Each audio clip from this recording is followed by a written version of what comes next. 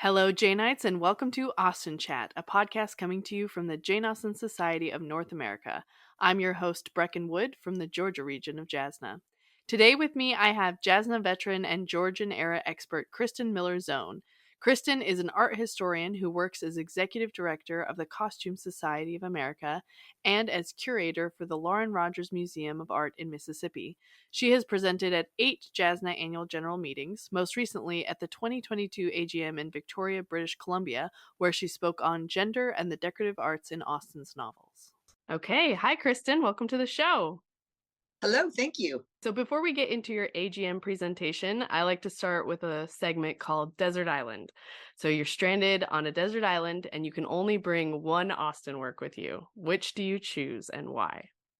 Well, I was going to cheat because when I started rereading Austen again after grad school, I decided now that I had time, I could read all of them. And so I went and got the collected works. Oh yeah, that's cheating. Not It is, allowed. and it's also really bad because that book is very thick and my thumbs really hurt. So I was happy to get the Kindle complete novels version when it came out. But if I had to choose one, my favorite novel is Persuasion. But if I'm on a desert island, I'm going to need more things to occupy my time. And I feel like Emma would be fun to have because I could go back and look at all the mystery clues for the Jane Fairfax, Frank Churchill Right. relationship with that in mind and help see how soon the mystery gets solved. That's a great choice. That's an interesting move to not pick your favorite, because I think most people's instinct would be just pick your favorite, but I like that. That's great. So let's talk about your AGM presentation. You mentioned in there that the gender differences in domestic goods became a lot more pronounced during the Georgian era. Can you give us some examples of that? What was going on at this time? The Georgian era really is the beginning of the modern era in terms of consumer goods. The Industrial Revolution had made things a lot cheaper to make, so you could do things half handmade and half machine made. And so a lot of things like silver and furniture were getting done not in full factory style, but in much more automated style than they had before. So they were a lot less bespoke and more kind of made market.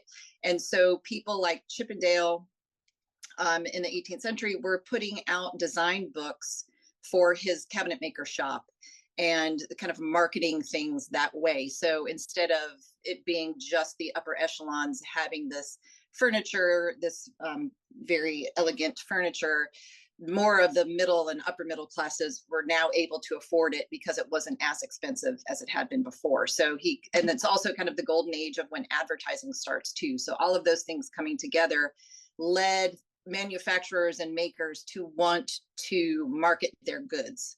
And so you were always looking for a marketing angle. And so they could market things for different rooms of your house, because at this point, before the Georgian period, rooms were not so succinctly, they didn't have such succinct functions. So you could use a room for multiple functions. But this is the era where we get things like dining rooms and breakfast parlors and things like that. So you could have specific furniture made for specific rooms. You could have things made for specific tasks. So you could have writing desks and dressing mirrors, things like that. And so another way you could distinguish things marketing wise was gender wise. So gendered furniture had always existed because, for instance, men don't really use birthing stools. But they weren't really called gentlemen's and ladies. And so at this point is another way to market these goods is to say ladies or gentlemen's tables or Would all of this marketing have just been done in newspapers, or where were people seeing these advertisements? They were seeing them in trade cards and newspapers, and then also in these design books, these design catalogs that you could buy. And so, yeah, there weren't billboards, obviously, but there were other ways to advertise. There's some beautiful trade cards from the period. A lot of museums have great examples of these engraved cards, fantastic images of wallpaper stores and things like that. You go down that Yeah, rabbit hole. I loved the Very- visuals in your written up presentation on Jasna's website, and I'm going to direct listeners to that at the end. If you want to see all of these things that Kristen is talking about, there's some really cool pictures and also some really funny illustrations of sort of more cartoony things from the time period. Okay, so I like how you point out in your presentation that even though there's a gender divide in the acquisition of these household goods, couples often work together to pick them out, right? You give the example of Eleanor and Edward Ferrars from Sense and Sensibility, and I have the quote here. The first month after their marriage was spent with their friend at the mansion house, from whence they could superintend the progress of the parsonage and direct everything as they liked on the spot, could choose papers, project shrubberies, and invent a sweep. I love that. Can you tell us a little bit about what that means? What are those three things in modern parlance? So they chose wallpapers and they decided on ornamental plantings outside, and then they just put in a curved carriage drive. Those are those three things. And so in general, men, because they were the head of the household, would be in charge of the major redecoration efforts. So if a whole room or a whole suite of rooms or a whole house was going to be done up, the husband was the one, his name was on the bills at the merchants, in name he would have been in charge. And then women were kind of responsible for smaller items like breakfast sets and things like that, or individual items, or to replace items that were broken. But of course, so that was the norm, but of course it depended on what your relationship was like, full stop, how much power a man would have given a woman to help in making any of those choices. So this is one way that we know that Eleanor and Edward are suited for each other, because they're doing this together. So you also mentioned that historically men have indulged in shopping just as much as women, right? So why do we have this negative association with women being just materialistic spendthrifts? Because most of the purchasing of kind of the more mundane items, the everyday items, were handled by women. And so they were kind of just more visible in the marketplace. And so they were more associated with shopping. But yes, of course, men loved shopping just as much as women. And there's prints of the time that show showrooms full of men and women, Wedgwoods, and the Morgan and Sanders warehouse room, which was for furniture. There's some great prints that show men and women both partaking in shopping activities. But if shopping has to do with acquisition, which can be associated with something like greed and vanity. And so if there's a negative aspect to something like that, then it's going to get given to women. With clothing too, fashionable people are seen as being frivolous, and women are be seen as having more interest in fashion. And it's been pointed out that that might be because women had to be more fashionable, because the appearance mattered more in the marriage market than men's did and do, really, truthfully. Right. This is still a stereotype that we have, and it was definitely prevalent during that time. So anything with acquiring things and appearances, if it went, if it was done in moderation, then it could be by both sexes. But if it was in any way seen as frivolous, then that distinction was given to women. Yeah, I like how Austen counters this, right? We get the foppish Robert Ferrars and his fussy toothpick case, which is just one of the greatest scenes in all of Austen. Also, Sir Walter Elliot comes to mind, right? An exceptionally vain man who cares a lot about his clothes and his appearance. Way too many mirrors in his dressing room. Exactly. And then there's a duplicitous shopper in Frank Churchill, who goes and buys Jane Fairfax's pianoforte without letting anyone know who has done it. What do you think that reveals about his character? Is that just that he's sneaky, or that he just likes to play jokes on people? It does show that he truly does love her and wants her to have the best things, but it shows that he's also thoughtless, because he doesn't have to deal with consequences for anything. And so he has not had to think about what receiving this pianoforte will mean for her, first of all, in terms of the gossip that it will engender, but secondly, where the heck it's going to go, because she lives in a tiny place and it's going to take a right. So he's not a practical thinker, is what it shows. It does show that he's interested at heart, but without much thought. Right. And so the pianoforte is a good segue. You mentioned this a little bit more, but I want to hear more of your thoughts on how furniture starts to reflect this gender divide during the time period. Right. What are some distinct pieces of girly, feminine furniture and then like stout manly furniture that we get. There's a great illustration in Thomas Sheraton's catalogs. There's in my article, I show one from 1803 that has a lady's writing table and a gentleman's secretary. So they're both places for people to write letters. And the female's is just tiny and very delicate, and the man's is very substantial and has room for all of his documents. And it just looks like he's going to do business at his, but the women is just, they're just going to write some funny little letters, and there's nothing important going on at the ladies' writing table. Huh. Yes, no, that's true. That brings me to something I wanted to talk about. From everything that I've read about Austen's life, it seems that her family actually took her writing very seriously, right? And they didn't just brush it off as this silly feminine pastime. Like her father, when she was young, always kept her well supplied with books and writing materials, and her brother Henry helped to get her books published. And so, do you think that Austen was a lucky exception to the general rule of the time, or do you think that something else was going on? Well, as an art historian, I know a lot more about female artists too, and how they were able to do work in a time where women could not be professional artists. Much like there were few and far between women visual artists, in addition to female authors, and most of the time you have to have a family that is amenable to this happening. A lot of the great women artists had fathers or brothers who were artists who let them study from the nude when that was not really allowed by women. So it helps to have, if you're going to be successful, to have somebody who's on your side in your family. I find it interesting though that Austen, she talks about Mr. Bennet in Pride and Prejudice having his library, and we've just been on a discussion with some Jasna, Georgia folks who pointed out that that's his man cave, right? And so he's got a place to go and be quiet and do his business. But yeah, Austen is writing at a small table in a public room in her house, and she doesn't have her own library to go to retire. So she's not really being treated as a professional writer. She doesn't have a special place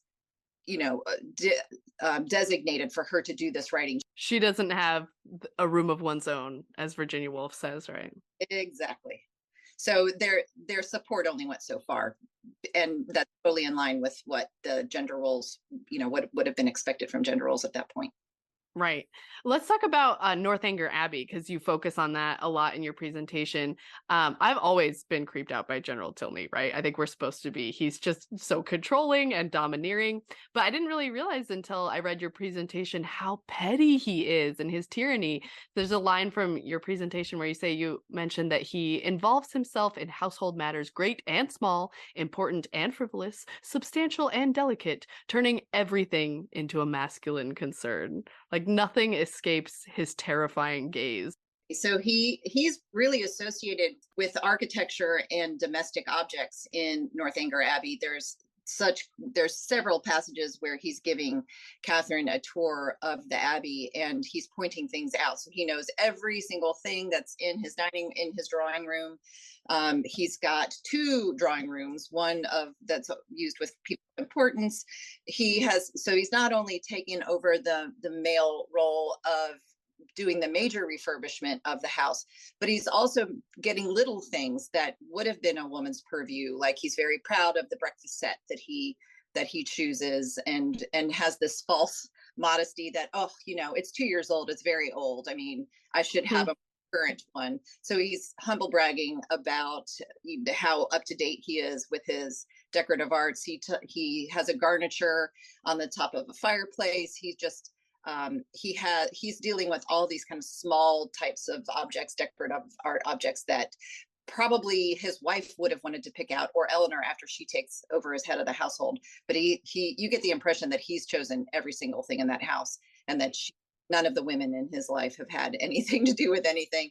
And he refuses to relinquish control. Exactly, on anything. And so he does do scientific improvements in the kitchens. They have all the latest kinds of stoves in the kitchens there, which is a masculine thing. But according to designers of the time, there shouldn't be anything scientific in a female room. And he's put a Rumford stove, a Rumford fireplace into one of the drawing rooms. And so this was a pretty new type of fireplace that had just been published a couple of years before the first version of Northanger Abbey was written. And it's a fireplace that is contracted, so the walls are brought in at an angle, and so it pushes more heat out into the room. And so he's got one of those. So it's in a female space that he has put this masculine scientific.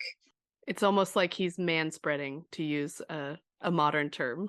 Yes, not only that, but he manspreads his greatcoat in the curricle when Right. he is going to be in the curricle with Henry. He has his greatcoat spread out instead of wearing it, and so it takes up more than his fair share of the room in the curricle.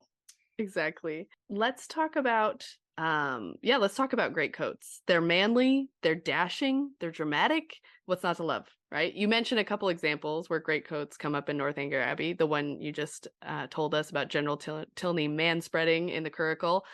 Where are some other times where it gets mentioned? So we know that Mr. Allen does not like to wear a greatcoat. His wife says he never goes out in one, and she doesn't understand why. But then Henry is mentioned 3 times with the greatcoat, and that's more than any other character in Austen. And so it just kind of stood out to me. And it also stood out to me particularly because not only is Henry associated with these greatcoats, but he's really associated with muslin, which is a very female fabric. Mm-hmm. So associated with females that it was used as slang for female, like a little bit of muslin on the side. Oh no. And so he's associated with both masculine and feminine objects of clothing. And it struck me really as being significant because this is the time in fashion history when men are switching to practical clothing, whereas before this, practical clothing was worn by the lower classes. Now men in neoclassical dress are switching to practical clothes. They're not wearing the silks and brocades of earlier times. Their hair isn't powdered. They don't have lace cuffs. Now they're wearing things that look like they are overseeing their country estates, and that also have much more slim silhouettes like Greek and Roman statues, classical statues that they're looking at. So they're practical in that they're closer fitting so they don't get in the way when you're doing practical things, but they're also made out of things like plain wool and buckskin as opposed to silk. So, and the greatcoat is a great example of this because there's no other embellishment except for that it has a couple different layers of capes on the shoulders. Mm-hmm. It's to keep the rain off. It's a very practical garment. It's really associated with coach drivers, but at this point it starts to be worn by fashionable young men as well as they're driving their own carriages. Right. And so it's a dramatic object. It's a dramatic garment, but not because it's embellished. It's because it's of its cut and its silhouette. And so the fact that Henry is associated with both of these things, just like his father is associated with both masculine and feminine decorative arts and rooms, the fact that Henry is associated with both masculine and feminine things kind of gives them a parallel. But whereas General Tilney's doing it just so that he can have complete control over everything, Henry does it in service of his sister. So he knows about muslin, and his sister has allowed him to choose her fabric for her gowns for her, and he really can get into the mindset of a woman. Mm-hmm. And he knows that, and so muslin is not a practical fabric. And so this here again we have this contrast between the frivolous, impractical female object and the substantial and practical male object, just as we saw in the furniture. These two garments that are associated with Henry really point out that binary. He, though, is appreciative of both. And even though he realizes that muslin can be fragile, that something always can be made practical out of it. So you can make a handkerchief or something out of it when the muslin frays. There is worth in the feminine fabric and also the women that are associated with it. Right. And he's just so likable. I think Henry Tilney is one of Austen's most endearing heroes. And so whereas these characteristics of understanding the feminine and being involved in the female aspect of these domestic goods is really endearing with Henry and it makes him relatable, it's just creepy and off-putting in General Tilney, right? And I think, like you pointed out, that's a really interesting parallel between those two characters. He says it specifically too in his very first conversation with Catherine. He says, "In every power of which taste is the foundation, excellence is pretty fairly divided between the sexes." Which is so awesome, right? I mean, that is such a feminist thing to be coming out of the mouth of a late 18th century male. It's just fantastic. Let's go back real quick. You were saying that greatcoats don't really have embellishments, but they do kind of have these layers at the shoulders to keep the rain off. So is that the difference between a greatcoat and a regular coat? Because we know Bingley wears a blue coat. Would that be different? Would that not be the same as a greatcoat? The greatcoat, and the greatcoat doesn't have to have capes, but it usually had at least one. And then there's parodies where it has up to 5. So the coat, Bingley's blue coat, would just be his normal, the coat that he would have worn over his waistcoat, just, you know, your normal everyday garb that Mm-hmm. you can't be showing your chemise, your shirt. So you can't be just in your waistcoat or your vest. You have to be wearing a jacket in company all the time. So what we would call a jacket, so a coat. So yeah, so his coat is just blue. That's probably just his normal one. And then the great coat is this overgarment that's a practical thing that you wear in weather.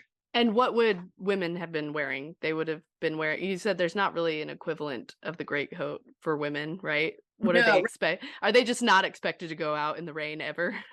they do have there are some outer garments for women. So yes, the muslin that was mostly worn, even if you're still wearing silk as a woman during this time, everything is just a lot thinner and there's a lot less layers that you have on. So it's just colder than you would Hmm. have been before this time. And really it looked nude, kind of like when our grandmothers looked at mini skirts and just thought that was just horribly naked. And so it was a lot thinner. So that's something that made the shawl very popular. Not only did it look like classical drapery, but it also was you needed a wool shawl to wear over your thinner dresses. And then there are outer garments, things called the pelisse, which is a long coat. And actually, there's an extant version of that we are pretty sure was worn by Jane Austen herself. And then there's 2 that are modeled off of male clothing of the time. So there's one called a riding coat or a riding coat, and it was usually kind of militarily styled with epaulettes on the shoulders, perhaps, or double rows of buttons. It just looked very military, and so that was, and also those were, instead of being gotten from the dressmaker at this time, the ladies' dressmaker, those would have still been made by tailors, even for women. So that was a difference between other women's garments. And then the other thing was the spencer, Hmm. which that only comes to the empire waistline of the neoclassical gown.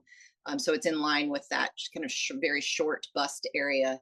And it was named after Earl Spencer. And there's 2 kind of urban myths as to how that would have come about. And one was that he was hunting and he got his coattails caught in some brambles, and so he ripped the tails off. The other one is that he was standing in front of a fireplace and singed the tails, and so he took them off. Huh. But neither of those might be true, but it's named after him. But isn't the Spencer just for women, or was it also for men? No, men were also wearing short coats, Okay. but they didn't catch on as much as like at the end of the in the 1790s. There was a short fashionable period for short jackets without tails for men, but it just stuck around for women. Hmm. So what about babies and toddlers? They don't actually come up very much in Austen, right? She doesn't really mention children very often, but during her time, the boys, baby boys and toddlers would wear dresses, right? And Yes. nightgowns that sort of look to a modern eye look a little more feminine. So were there gendered clothes for babies, or did they not really become gendered until they were older? There were not gendered clothes for babies, so they would have worn gowns. All of the children would have worn gowns when they were little, and then the boys were breeched or put into breeches or breeches when they were between 5 and 7. And it could be kind of a ceremony too, that it was a thing that happened. It showed that a boy had gotten to a certain age. There there was for a time starting in the 1790s through about the 1830s, though, that there was a kind of a middle ground. When the boys turned 5 or 7, they might be given a skeleton suit, Hmm. which were pants that were buttoned to a short jacket. So the top and the bottom were buttoned together, and they might have rows of buttons down the front. It was a very comfortable thing for the boys to wear. It got them into pants, but you didn't have to worry about belts or the boys keeping their pants up because Right. it was to the bottom. It's like a Um, onesie almost. it's like a onesie, and then they would have worn those probably until they were about 10 or 11, and then they would have gone into what the adult men were wearing, which were at the beginning of the era, you know, pants that ended at the knees, and then by the end of the era were long pantaloons that came to the feet. Hmm. And so did all of this represent just so much work for the servants of the house? Like muslin, you said it's not very practical. Does it get dirty really easily? Is there a lot of laundry that needs to be done? That's one of my favorite things about that Longbourn novel, Uh-huh. is By that, Joe Baker. yeah, that Elizabeth is so celebrated for showing up at Netherfield, you know, with her petticoats 6 inches deep in mud, Right. and would go girl, you just ran across and got dirty and weren't afraid of it. But in Longbourn, it's like, no, there's someone who actually has to get the mud out of her petticoats. Right. Terrible job. So you could kind of have to not be so proud of Elizabeth after you think about it from that. Right. It's kind of a thoughtlessness towards her servants. Yeah. Okay, so when you watch Austen adaptations or other period films, Kristen, do you notice anachronisms in the fashion and the furniture? Does it drive you nuts? It does. It does drive tiny bit nuts. However, so you know, there's not a way to get everything completely authentic, and it's got to be on a continuum of how authentic things can be, because you know, unless you're going to have people hand weaving the fabric and then hand sewing everything, you know, there's just not time to do it as it would have been completely done. um, in Chicago at the Jane Austen Society of North America, AGM, Alyssa Opashinsky, who is a clothing historian, did a great presentation on how it's impossible to get things completely historically accurate, and so the decisions that are made and how those are important to any given production, which was very enlightening, and I appreciate her work in that. So I the other thing is, when you go and look through fashion plates of the time, you know, there's a bunch of different subtle differences in hairstyles, and some of them are still compatible with our particular aesthetics that we're looking at today. I don't mind things, you know, different kinds of hairstyles, but I want it to look flattering on the women. You know, Hmm. hairdos to look flattering, and so I can't even watch The Persuasion with I knew you were gonna say that. Is it when her hair is in her face all the time? hair. Well, it's those tight little curl like stuck to her. Ugh. Oh, I feel The that way about Fanny in the Emma Thompson Sense and Sensibility, where she just has Yeah, like curls glued to her forehead. but But she's evil and unlikable, so it's good for her to have a bad hairstyle. I think that was an intentional way to make her look out of touch with everything. Hmm. Whereas, and then the new Emma, oof, the 2020 Emma, her 1980s frizz perm curls just drives me absolutely crazy. And also that Emma too of Mrs. Elton, them showing her an outlier by putting her in late 1820s, early 1830s clothing and hair. Hmm. There's That drove me crazy too, because that was just an anachronism too far. She's So like a time traveler from the future. yeah, yes, so out of touch that she's coming in from another era, and an era which I purport, and I have discussions with friends of mine who love 1820s and 30s things, that no one looks good in that hair. Uh-huh. But a lot of people do it right. I will say that sets are often done very well. I hardly ever have a quibble with the furniture and the Hmm. settings. I live with a classical guitarist though, and the music often drives him batty. Yeah, if it's not historically accurate. Yeah, or if it's not even pretending to try to be historically accurate. The saxophone music in the 1980s Northanger Abbey is just a bridge too far. That's really, ever since you mentioned that when we were talking earlier, that's something that I really want to look up and go back and listen to. Um, so you help run the Costume Society of America. Do you have some Regency costumes yourself? Do you have any bits of Austen-esque clothing?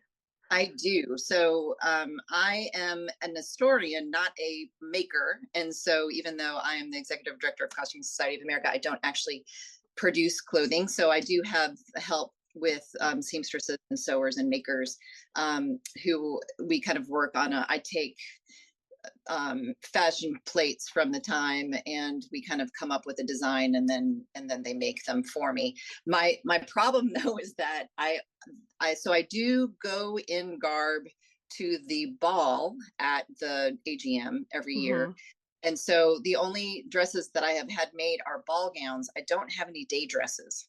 So do you not sew or embroider or have any of those little feminine accomplishments? I have crazy quilted in the past and cross stitched in the past. I have an astigmatism, so I cannot see in a straight line. So Oh. anything requires you to see in a straight line, I cannot do. Okay. You would have been kicked out of the drawing rooms. Yeah.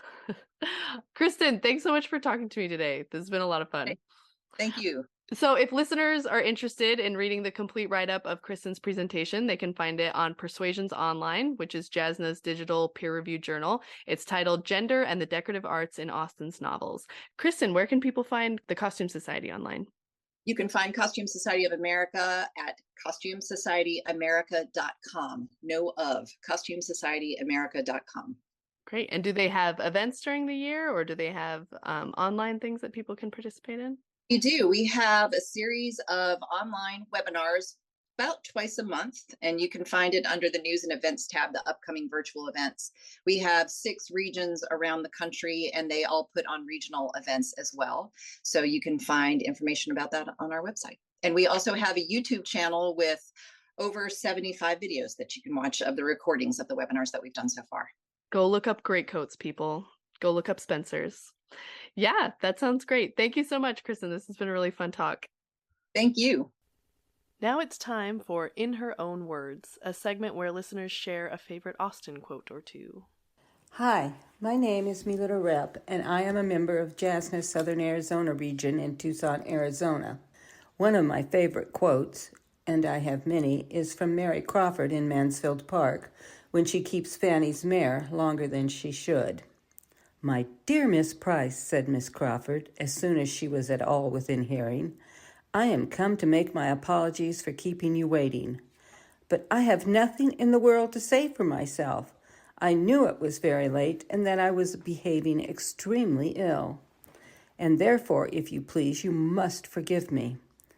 Selfishness must always be forgiven, you know, because there is no hope for a cure." Jane Austen is telling us we need to listen when people tell us who they are. This is Mary Crawford telling us exactly who she is and that she isn't changing. Fanny gets it. Edmund does not.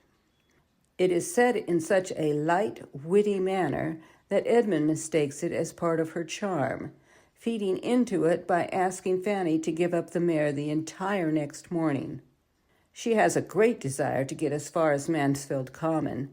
Mrs. Grant has been telling her of its fine views, and I have no doubt of her being perfectly equal to it. Hello, dear listeners. I just wanted to ask you a favor.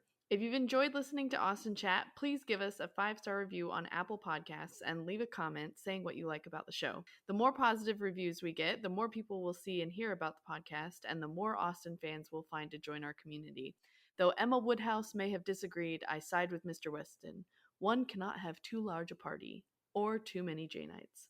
Also, just a reminder to follow Jasna on Facebook and Instagram for updates about the podcast, or to send us a line at our email address, podcast@jasna.org, if you have any comments, questions, or suggestions.